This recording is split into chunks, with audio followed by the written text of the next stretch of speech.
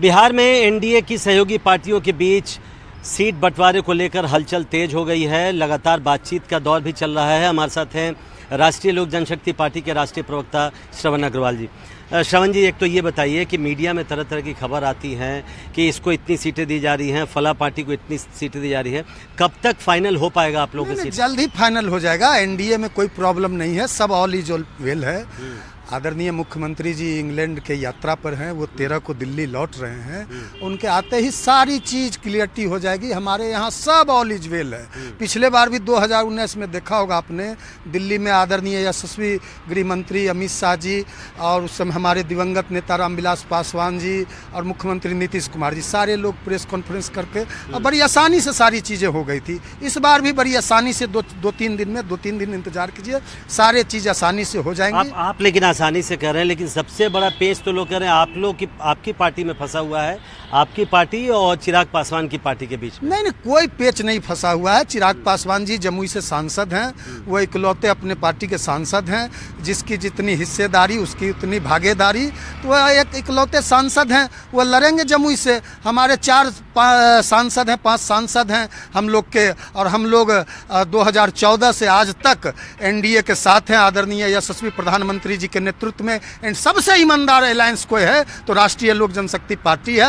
और हम लोग को पूरा विश्वास है, हमारे सभी सांसद, चाहे चंदन सिंह जी हो, महबूब अली कैसर जी हो, प्रिंस राज जी हो, और हाजीपुर से हमारे आदरणीय राष्ट्रीय अध्यक्ष पशुपति कुमार पारस जी का लड़ना तय है। और हम लोग को पूरा विश्वास है, और भारतीय जनता पार्टी के शीर्ष नेतृत्व ने भी हम लोग को विश्वास दिलाया है। हम लोग का पूरा सम्मान है, और आदरणीय यशस्वी प्रधानमंत्री जी नरेंद्र मोदी जी, आदरणीय राष्ट्रीय अध्यक्ष भाजपा के जेपी नड्डा जी, यशस्वी गृह मंत्री अमित शाह जी, सभी लोगों ने हम लोगों के पर विश्वास जताया है। और हम लोग को भी पूरा विश्वास है, जो विश्वास हम लोग पे जताया है भारतीय जनता पार्टी के शीर्ष नेतृत्व में, हमारे सभी सांसद लड़ेंगे। और हाजीपुर से पशुपति कुमार पारस जी निश्चित रूप से लड़ेंगे। नहीं, लेकिन आप कह रहे हैं हाजीपुर से पारस जी लड़ेंगे, लेकिन चिराग पासवान भी दावा कर रहे हैं। वो कह रहे हैं कि मैं सुन रहा था 2 दिनों पहले या कल मैं सुन रहा था, राजू तिवारी जो उनके प्रदेश अध्यक्ष हैं, कि भाजपा ने तो चिराग पासवान का नाम भेजा है। देखिए, जब चुनाव आते हैं, 2020 में भी आपने देखा होगा किस तरह एनडीए चिराग पासवान जी को सम्मान के साथ सीटें दे रही थी। उस समय भी वो बार्गेन कर रहे थे, प्रेशर पॉलिटिक्स कर रहे थे, दबाव की राजनीति डाल रहे थे। तो दबाव की राजनीति से, प्रेशर पॉलिटिक्स से, ये सब से नहीं चलता है। जो अब देखा जाता है कि किसके कितने सांसद हैं। आप देखिए, सिटिंग गेटिंग गो एक फार्मूला है। सिटिंग गेटिंग जो सीट का फार्मूला है, उसके आधार पे हमारी मजबूत दावेदारी है। और ये बात, वो जमुई छोड़ के क्यों भाग रहे हैं? यदि उनको जमुई से लगता है कि जमुई में उन्होंने कोई विकास का काम नहीं किया, जमुई में की जनता के साथ वो विश्वासघात क्यों कर रहे हैं? हमारे दिवंगत नेता पार्टी के संस्थापक रामविलास पासवान जी ने अपनी विरासत, अपनी लेगेसी पशुपति कुमार पारस जी को सौंपा था। ये सब जानते हैं, आप लोग भी जानते हैं। तो हम लोगों ने हाजीपुर में काम किया है, हमारे नेता ने हाजीपुर में काम किया है, हाजीपुर में विकास किया है। हम हाजीपुर में जो विकास की गंगा बहाए हैं नरेंद्र मोदी जी के नेतृत्व में, उसके बल पे हम हाजीपुर से कहाँ भाग रहे हैं? एक सवाल अगर मैं आपसे पूछूं कि क्या हाजीपुर पे आप लोगों का दावा बिल्कुल आप उससे पीछे नहीं हटने वाले हैं? देखिए, सूरज है ना पूरब से पश्चिम में उग सकता है, लेकिन हाजीपुर से हम लोग कहीं कतई पीछे नहीं हटने वाले हैं। हाजीपुर से कोई और दावा कर रहे हैं तो उनका दावा पूरी तरह से निरर्थक है, आधारहीन है। बिल्कुल वह एक दबाव की राजनीति, एक भ्रम की स्थिति मीडिया के बीच, आप लोगों के बीच एक भ्रम की स्थिति वो पैदा कर रहे हैं। हाजीपुर से पारस जी लड़ेंगे, ये एनडीए ने क्लियर कर दिया। और सीटों की संख्या के बारे में अगर हम बात करें, क्या आप कह रहे हैं कि सिटिंग गेटिंग गो का जो फॉर्मूला है, तो 5 सीटें आप लोग मांग रहे हैं? बिल्कुल 5 सीटों पर हमारा हक और अधिकार बनता है। 5 सीट हमारे सिटिंग हैं।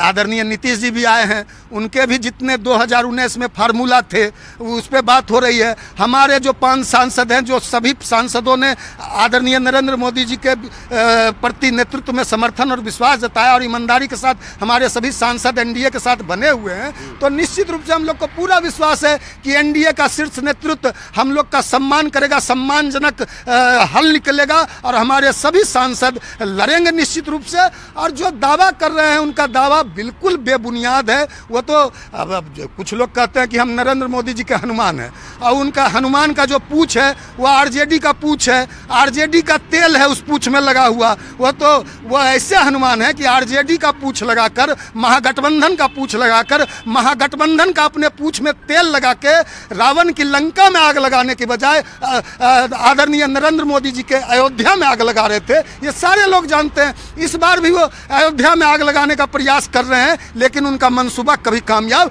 नहीं होगा। हम लोग एनडीए के मजबूत साथी हैं, एनडीए के मजबूत सहयोगी हैं, हमारे सभी सांसद एनडीए से लड़ेंगे। बहुत बहुत शुक्रिया। तो पशुपति पारस की पार्टी के प्रवक्ता श्रवण अग्रवाल को आपने सुना। वो कह रहे हैं कि हाजीपुर का नैसर्गिक दावा पशुपति पारस का बनता है, क्योंकि वहीं से वो सांसद हैं, और उनका ये भी दावा है कि रामविलास पासवान की विरासत एक तरह से पारस जी के ही पास है, लिहाजा हाजीपुर की सीट पर उन्हीं का दावा बनता है।